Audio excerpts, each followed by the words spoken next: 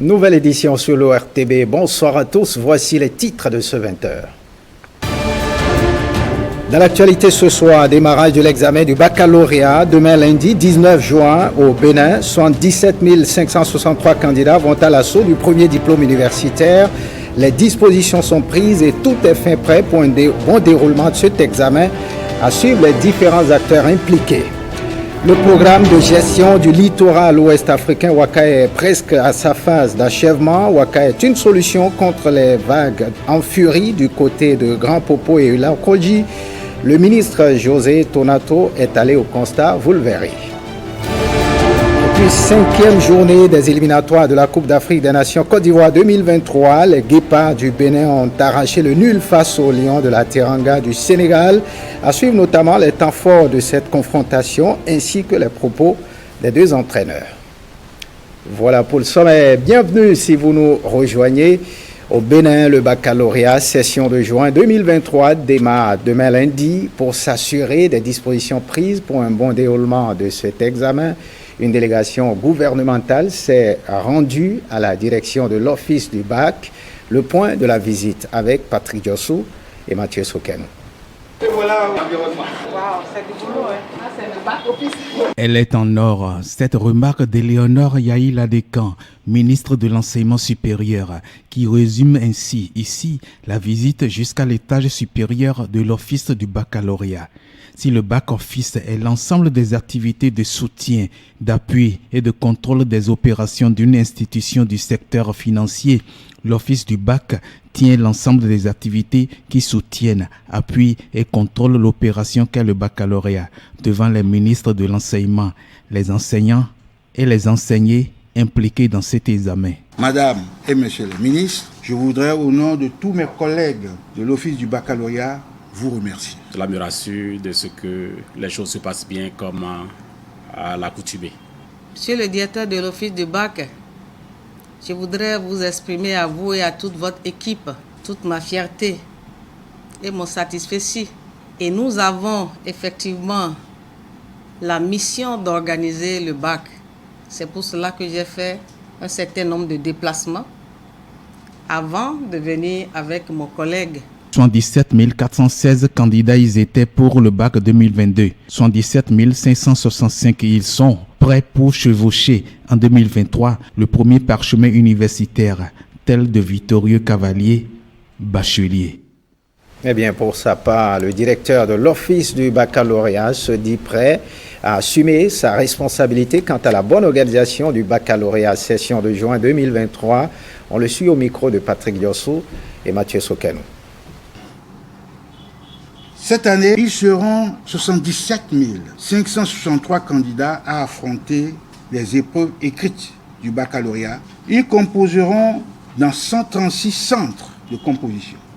Je voudrais remercier Madame la ministre de l'Enseignement supérieur et de la Recherche scientifique, ainsi que Monsieur le ministre de l'Enseignement secondaire, technique et de la formation professionnelle pour leur appui constant durant toute la préparation de cet examen emblématique.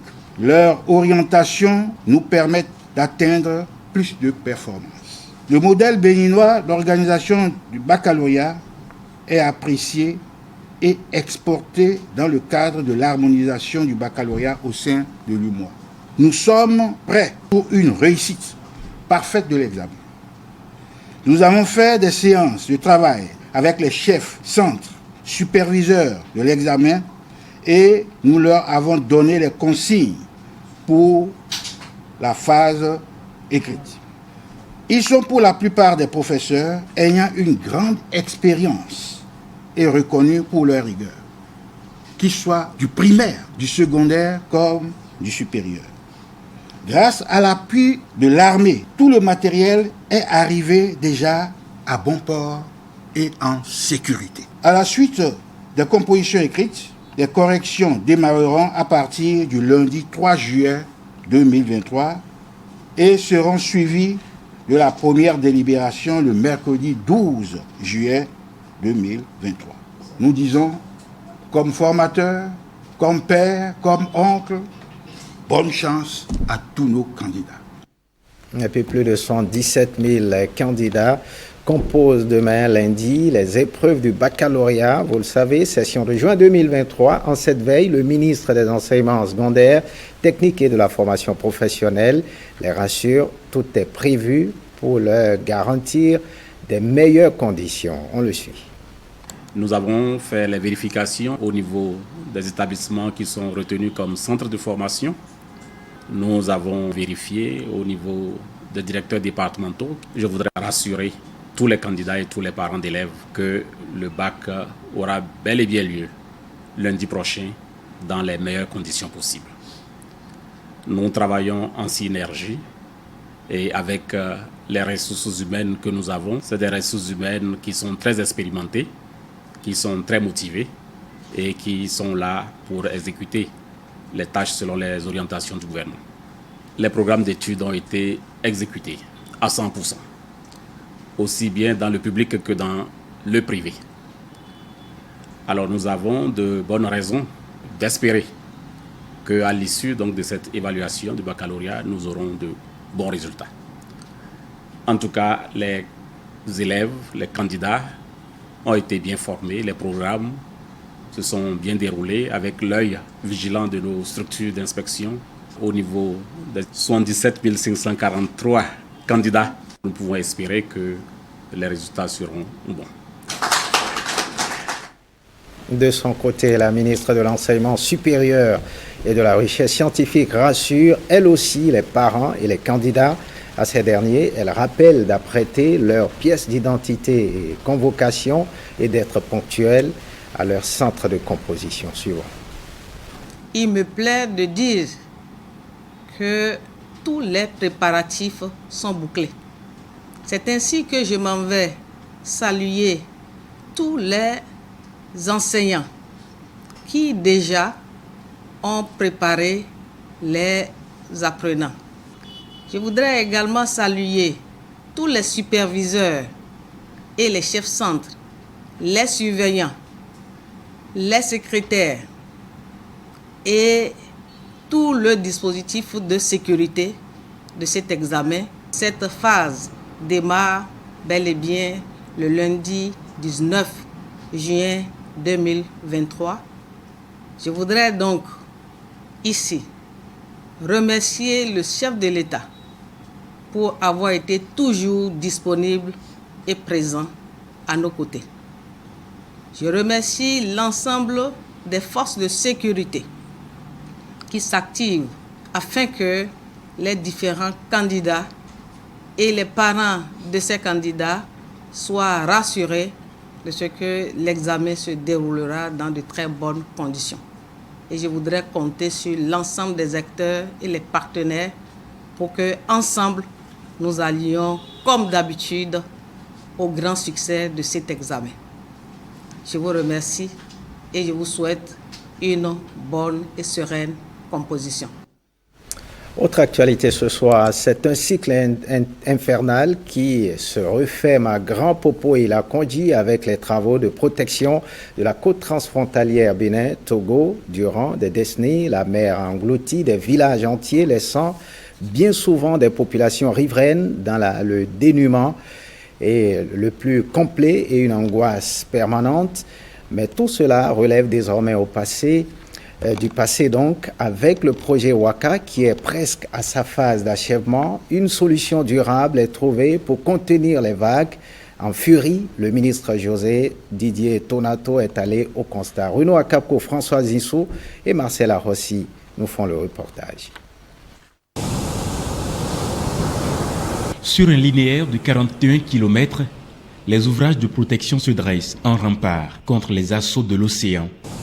Depuis Grand Popo, au Bénin, jusqu'aux encablures de la frontière togolaise, c'est un chantier titanesque qui change le décor après 17 mois de travaux. Ces travaux consistent à mettre en place des ouvrages de protection pour lutter contre l'érosion côtière. Pour ce qui concerne le segment du Bénin, il est prévu, comme vous l'avez vu, la mise en place de 8 épis et puis d'un moteur de sable à partir du dernier épi sur un linéaire de 5 km.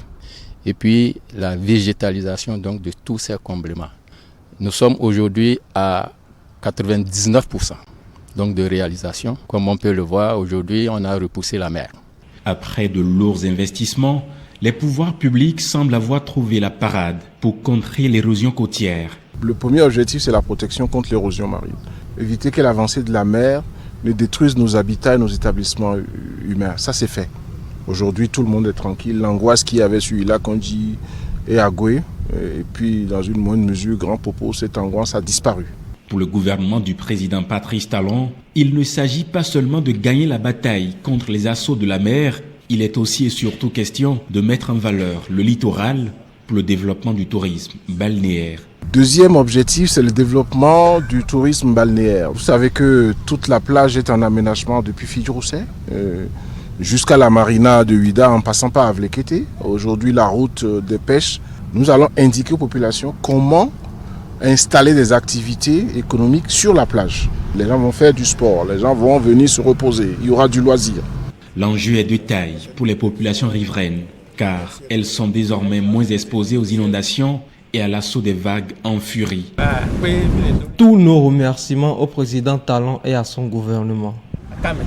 Pour parvenir à un tel résultat, le Bénin a bénéficié de l'appui financier de la Banque mondiale à travers le programme de gestion du littoral ouest africain, plus communément appelé WACA. Dans le reste de l'actualité, ma terre, mon droit, c'est le thème retenu cette année dans le cadre de la célébration de la Journée internationale de la désertification. À travers le choix de ce thème, plusieurs ONG africaines font le plaidoyer sur le droit des femmes à disposer de terres afin de leur permettre de contribuer efficacement aux besoins du foyer. Suivons ici le message du chef de file de l'ONG Afrique Espérance. Il est le porte-parole des 55 ONG présentes à la COP en Côte d'Ivoire. Ces propos sont recueillis par Oded Dossou et Arnaud Adaja. Les Nations Unies prennent au sérieux la question du genre. Mon message va à l'endroit de tous mes collègues sur le plan continental qui s'échinent jour après jour à accompagner nos populations vulnérables sur le terrain dans l'accès aux techniques de restauration des terres. Je pense que cette journée vous appartient. Je voudrais profiter de cette occasion pour demander à nos gouvernants de travailler avec nous. Parce que donc, nous avons besoin de collaborer de manière franche avec nos États. Parce que c'est vrai que l'État il est au sommet, mais il ne peut pas aller jusqu'au fin fond. Nous sommes entre les populations vulnérables et nos États. Et donc nous tendons la main à nos États pour que de cette célébration qui est focus sur les femmes, que nous puissions être leur porte-voix, que nous puissions vraiment être un trait d'union pour que ce droit-là qu'on demande aux femmes à la terre, c'est vrai que c'est un travail vraiment très qui va prendre du temps. Je voudrais souhaiter bonne célébration à toute la communauté, toutes les ONG de partout l'Afrique qui travaillent jour et nuit à apporter un plus à la restauration des terres. Et c'est en cela que la nouvelle terminologie aujourd'hui qui est en vogue, neutralité, dégradation des sols, toutes les techniques qui entourent ces processus-là de restauration de la terre, je pense qu'elles sont là. Et je voudrais vraiment féliciter nos gouvernants pour que cette collaboration soit plus franche, pour que vraiment sur le terrain qu'on puisse sentir encore plus d'effets positifs dans l'accompagnement des femmes au processus d'appropriation des terres.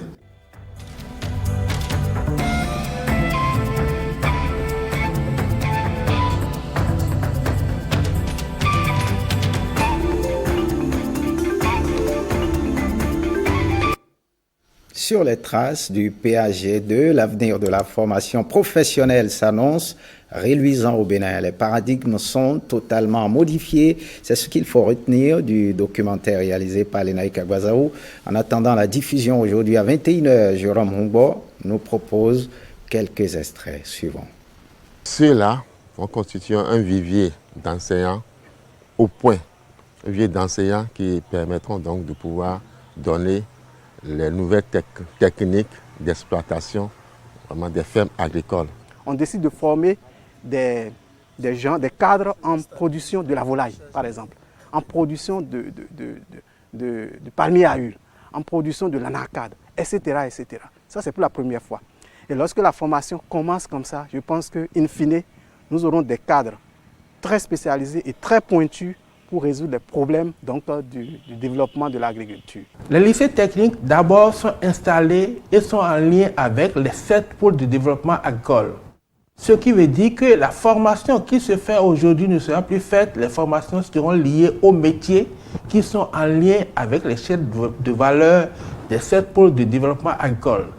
La 8e école de métiers, qui est l'école des métiers, de la mode, du vêtement et du textile, c'est sur orientation du gouvernement, compte tenu de tout ce qui se fait dans la zone économique de Grodjibé, dans le domaine de la transformation des textiles, pour que nous puissions avoir des couturiers, en tout cas des chances du domaine de la mode et du vêtement de qualité, une école qui sera une école de référence internationale qui sera mise en place au Bénin. Le gouvernement a décidé et a mis en formation depuis 22 décembre 2022 les enseignants de promotion 2012, 2014 et 2016, et puis tous les autres retardataires. Ce qui est une première dans notre pays. Aucun gouvernement n'a pris le risque de former autant de promotions à la fois. Je voudrais remercier tout le gouvernement et son chef, le président Patrice Talon, pour sa vision. Vous l'aurez constaté avec moi, de façon globale, ça veut dire que le secteur de l'enseignement et la formation technique et professionnelle et l'alphabétisation, le secteur marche. Depuis donc que le gouvernement a imprimé une nouvelle dynamique de gestion de gouvernance et les pions bougent. Et je pense que nous devons avoir confiance. Nous avons espoir que à court terme, avec notamment les réformes concernant l'enseignement technique et la formation professionnelle, nous aurons donc plus de résultats que nous en avons déjà. À l'heure du bilan pour le compte de l'an 2 du PAG2, le département ministériel de Yves Kwaro Chabi se porte comme un charme et affiche des résultats reluisants.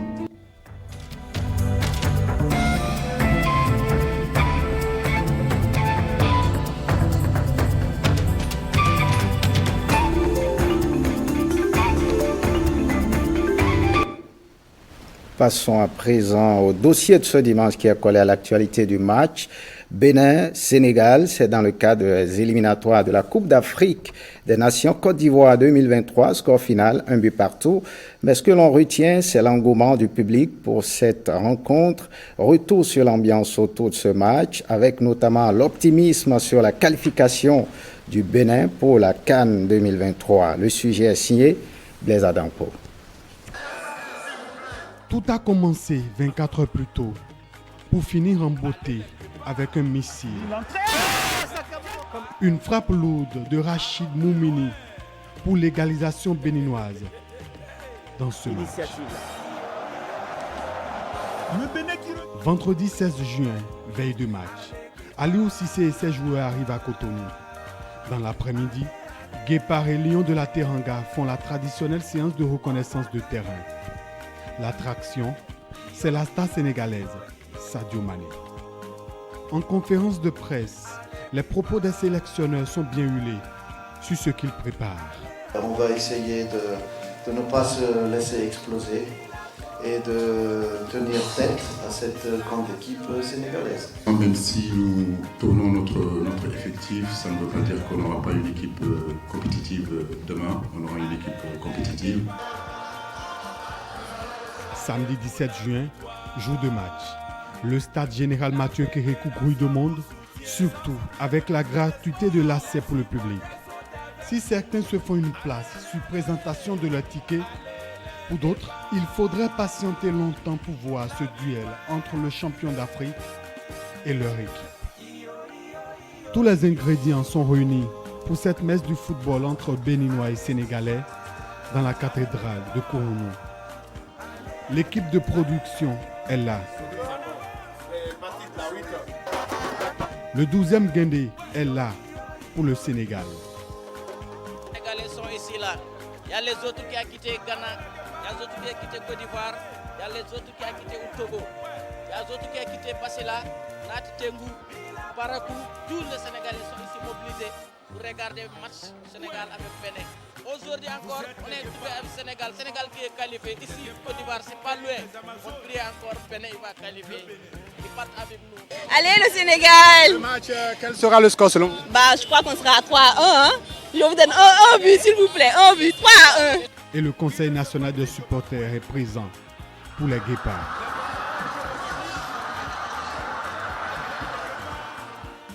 Bénin 2, Sénégal 1. Le score sera de 2-0 en faveur des Guépards. Je vous rassure que le Bénin est parti pour la CAN avec un score de 1-0. Bénin 2 et Sénégal 0. Le score c'est 2-1 en faveur des Guépards. La ferveur monte quand les principaux acteurs sortent pour l'échauffement. La preuve, une grosse bousculade. Les images à l'écran sont récupérées sur les réseaux sociaux. En attendant les voix officielles, le bilan fait état de 2 morts. Sadio Mané qui est là, c'est... Les 11 de départ sont dévoilés. Guénot fait confiance à la jeunesse. Les 2 latéraux viennent du championnat local.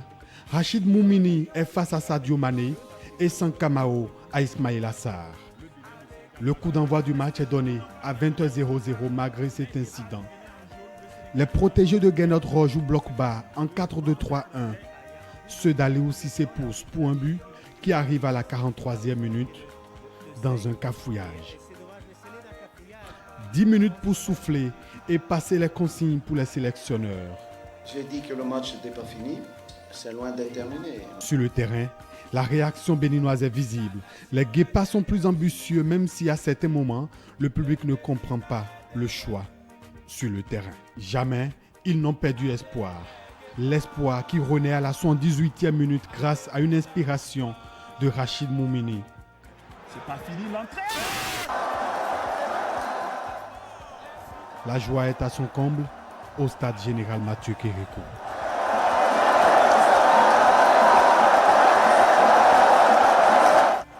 Il ne fallait pas perdre pour les Guépards. Objectif atteint quand l'arbitre siffle la fin du match. Le champion d'Afrique est tenu en échec par le Bénin. Le public est soulagé. Un très beau but. On appelle ça un but venu d'ailleurs. On remercie le petit latéral Daïma qui a concrétisé cela. On peut être fier de notre équipe nationale parce qu'on est en face de champions en titre quand même. Une satisfaction et aussi une conviction sur la qualification prochaine pour la Coupe d'Afrique des Nations Côte d'Ivoire 2023. Le Bénin va se qualifier.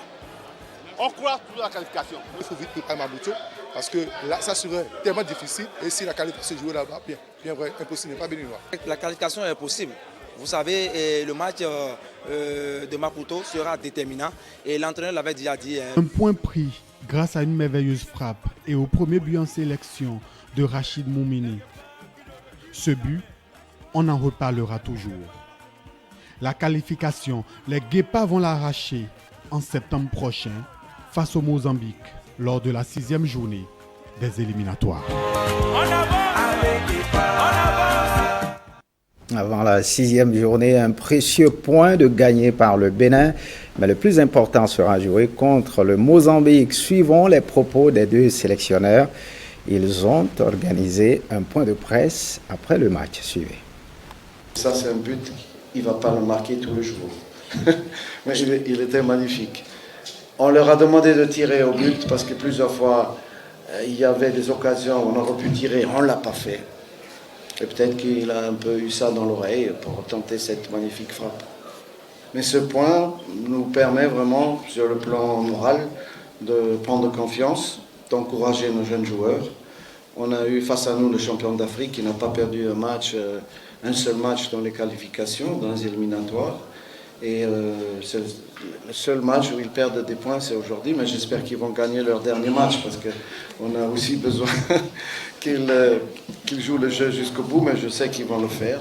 Et nous avons l'obligation encore de faire un bon résultat. Mais ce match aujourd'hui, c'est un match plaisant pour le public et pour nous en tant que coach, je pense, parce que nos joueurs ont tout donné de 2 côtés.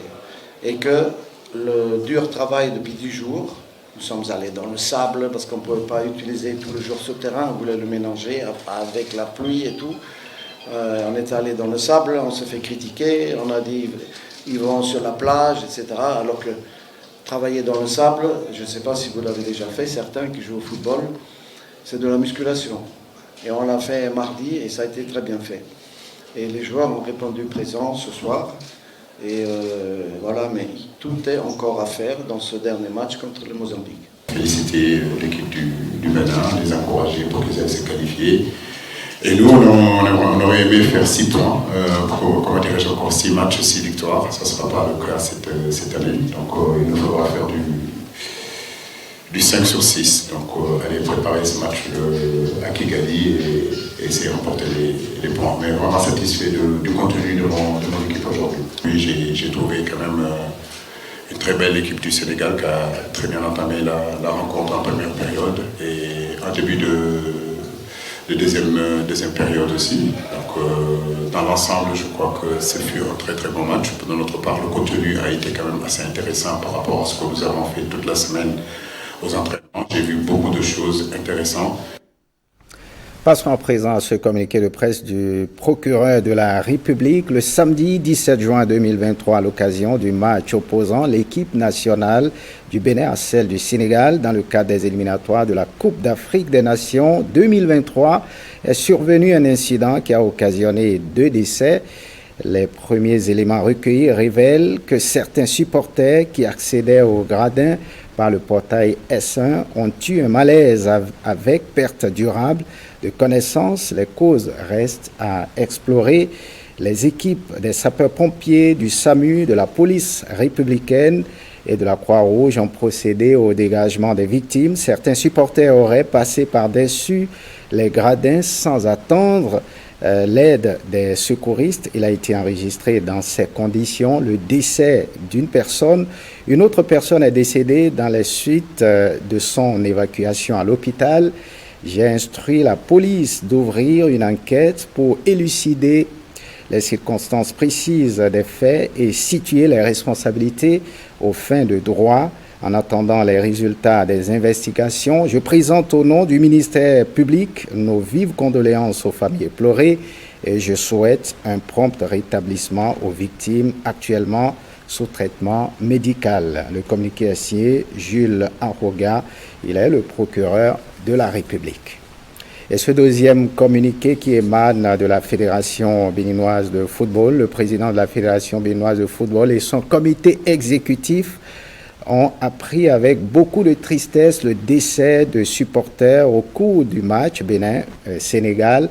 En attendant que les responsabilités ne soient situées, je voudrais présenter au nom du comité exécutif des acteurs de football et à mon nom propre les condoléances les plus attristées aux familles éplorées, que les âmes des défunts reposent en paix. Par la même occasion, la Fédération béninoise de football souhaite prompt rétablissement aux autres supporters blessés qui sont encore à l'hôpital. Union de prière, le communiqué est signé le secrétaire général Claude Pagui.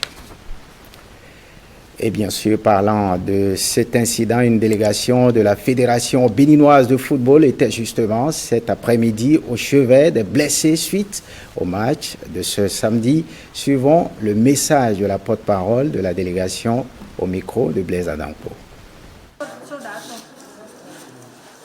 Une forte délégation du comité exécutif de la Fédération béninoise de football, représentant ici le président de la Fédération, M. de Chacus Mathurin, pour exprimer toute notre compassion aux blessés et surtout dire comment nous sommes fiers du personnel soignant qui, depuis l'avènement de cet incident, n'a aménagé aucun effort pour être aux côtés, pour la prise en charge justement des personnes, surtout des blessés. Je profite de l'occasion pour dire au nom du président Mathurin de Chacus et de tout son comité exécutif nos justes condoléances aux familles éplorées, puisque dans cet incident, nous déplorons 2 pertes en vie humaine. Nous disons à tout le peuple béninois, au nom des 2 citoyens que nous avons perdus, nous disons nos justes condoléances. Et à ceux qui sont en soins, aussi bien à Ménotin et au CNHU, nous organisons pour les accompagner et soutenir les familles. Nous demandons à tous les supporters dont l'équipe nationale a besoin et qui sont des pleins acteurs du football football dans notre pays, nous leur demandons de la patience aux abords de nos stades. Nous leur demandons une aide, une meilleure organisation en leur sein.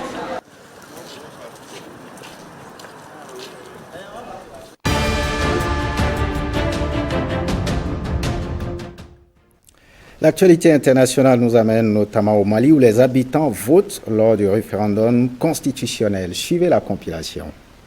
À Bamako, un électeur se rend au bureau de vote pour participer au référendum sur la constitution de la junte au pouvoir. Ce pays d'Afrique de l'Ouest est sous régime militaire depuis le coup d'État d'août 2020. Environ 8,4 millions de Maliens peuvent voter oui ou non sur le projet de constitution. Il s'agit du premier test électoral pour le colonel Assimi Goïta qui a promis de ramener le pays à un régime civil lors des élections de 2024.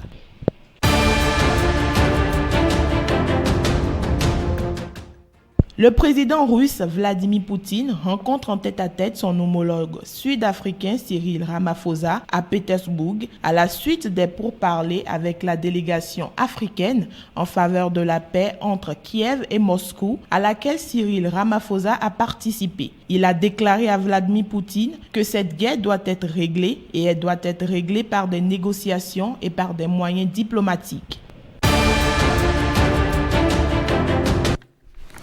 Ce journal se refait. Merci de l'avoir suivi. L'édition de 23h30 est prévue. Bonne suite des programmes sur l'ORTB et bonne semaine à tous.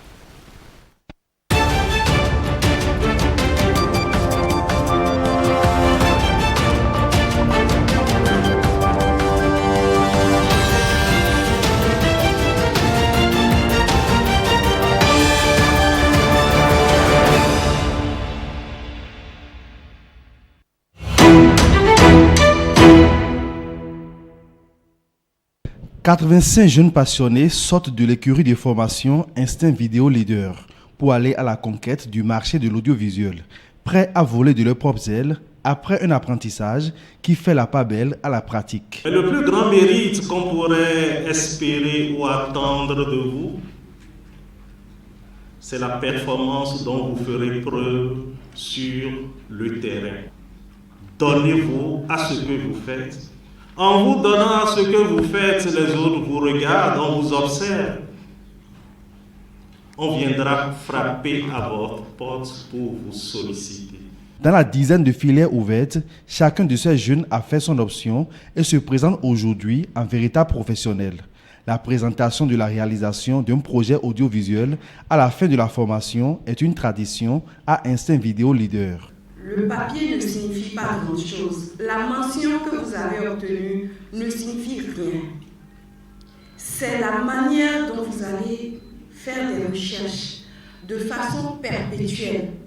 La manière dont vous allez mettre à jour les connaissances que vous avez acquises, c'est ça qui va faire de vous de vrais professionnels. Occasion pour le mentor de couvrir ses poulains de bénédiction et de leur indiquer le chemin à suivre. Soyez bénis. Au nom du Seigneur Tout-Puissant, je vous bénis. Votre chemin serait un chemin de gloire, de succès.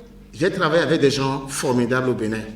J'ai retrouvé les gens de la presse qui m'ont toujours accompagné depuis 27 ans. Vous vous imaginez, c'est formidable. Et c'est ça le succès de Vidéo Leader. Parce que nous avons compris qu'il faut rester avec l'ancienne code. Les gens qui sont expérimentés. Et aujourd'hui, vous voyez, chers jeunes, vous avez en face de vous des partenaires.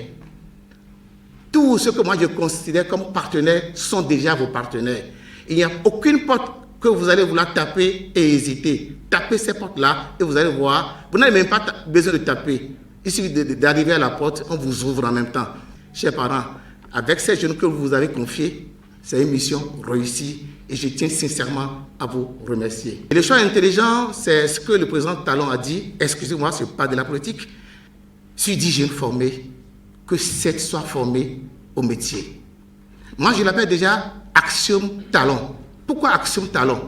Tous les parents qui aujourd'hui vont prendre ces phrases-là en charge, ils vont réussir. Autrement dit, si vous avez 2 enfants, faites en sorte que un au moins soit dans les métiers. En tout cas, dans les métiers, on ne chôme point.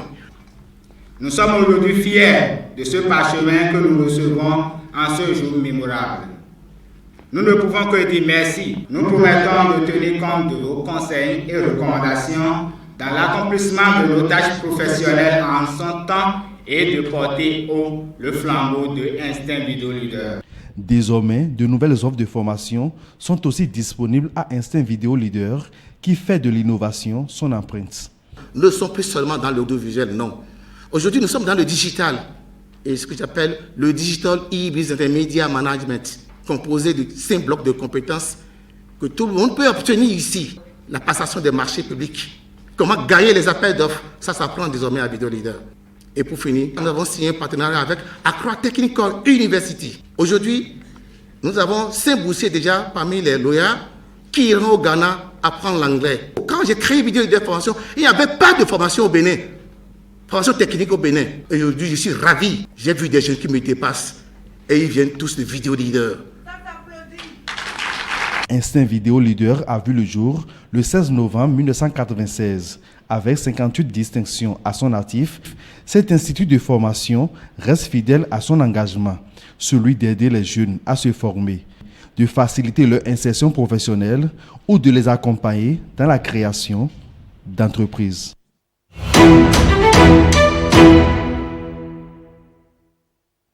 Vous êtes des enseignants. Vous connaissez le bac depuis les prémices jusqu'à la floraison. Et vous savez de quoi il s'agit.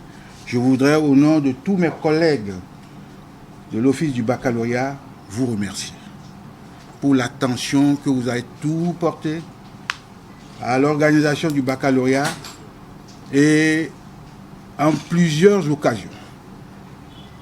Cette année, ils seront 77 563 candidats à affronter les épreuves écrites du baccalauréat contre 77 416. Ils composeront dans 136 centres de composition. Au niveau de l'Office du baccalauréat, tout est fin prêt.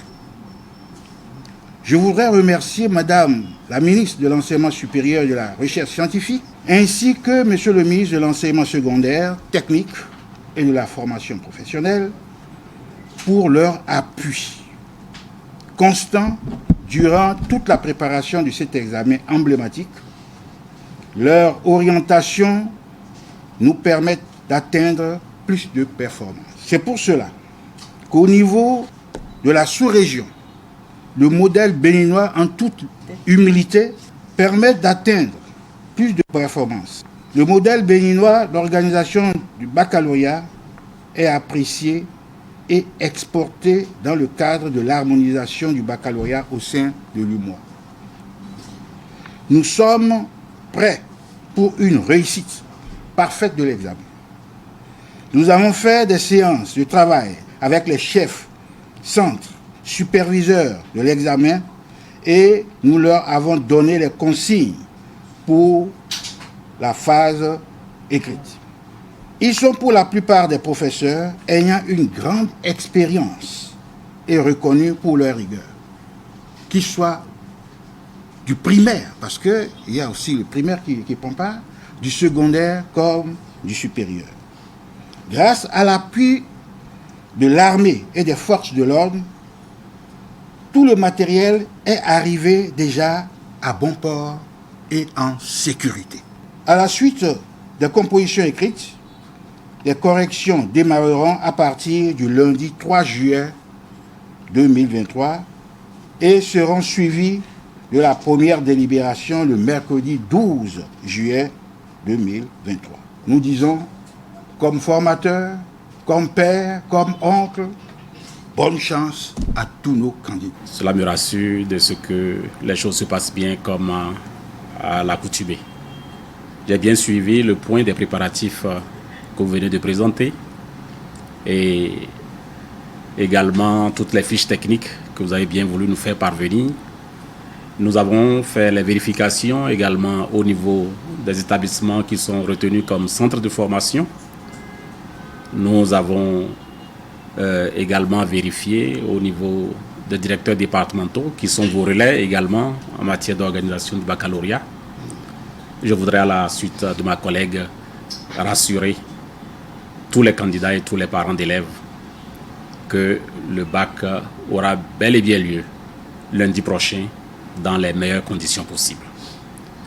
Nous travaillons en synergie et avec les ressources humaines que nous avons, et vous venez de le dire, c'est des ressources humaines qui sont très expérimentées, qui sont très motivées et qui sont là pour exécuter les tâches selon les orientations du gouvernement.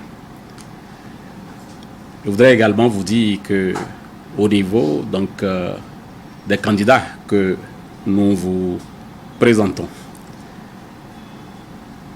les programmes d'études ont été exécutés à 100%, aussi bien dans le public que dans le privé.